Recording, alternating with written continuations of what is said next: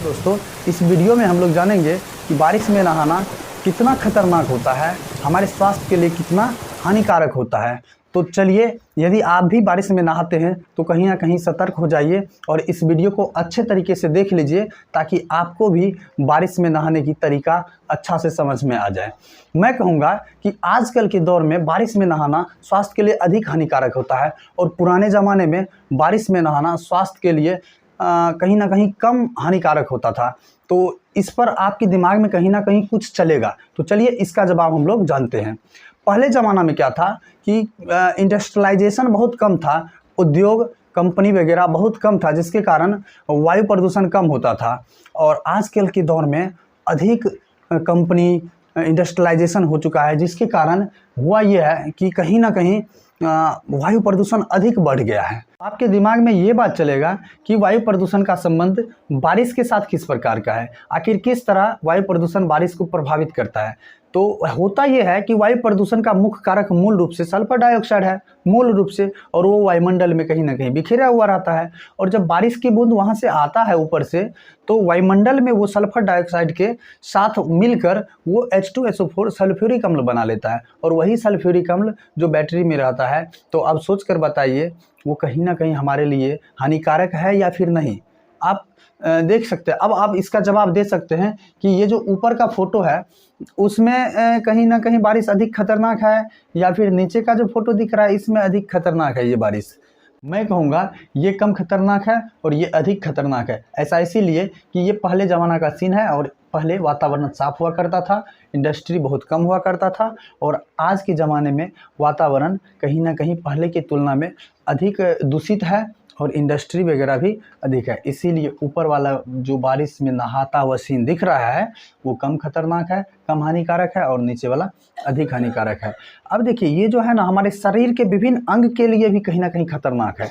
जैसे देखिए, हृदय की प्रवृत्ति होती है कि अगर वहाँ पर अम्लीयता आप बढ़ा दीजिएगा तो उसका स्पीड बढ़ जाएगा, तो कहीं ना कहीं अपने प्रॉपर गति से स्पीड बढ़ेगा तो हमारे लिए हानिकारक होगा, और इस प्रकार का प्रभाव हृदय पर भी ये डालता है।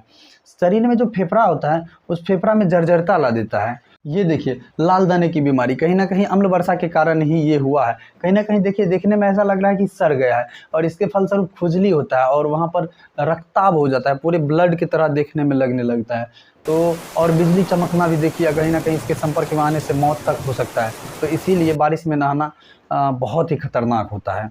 ये मानव शरीर के लिए ही नहीं, मानव प्राणी के लिए ही नहीं, अब इसको देख सकते हैं कि ये भूमिगत जल के लिए भी बहुत खतरनाक होता है। जैसे मान लीजिए बारिश हुआ, बारिश होने के पश्चात जो भूमि पर गिरता है बारिश, ये रिस कर भूमिगत जल में चले जाता है, और जब वो वहाँ से हम लोग चापाकल की मदद से उस भूमिगत जल को लाते हैं और उसे पीते हैं, तो वहाँ भी वो कहीं ना कहीं खराबी करता है और मिट्टी में अम्लता भी बढ़ा देता है।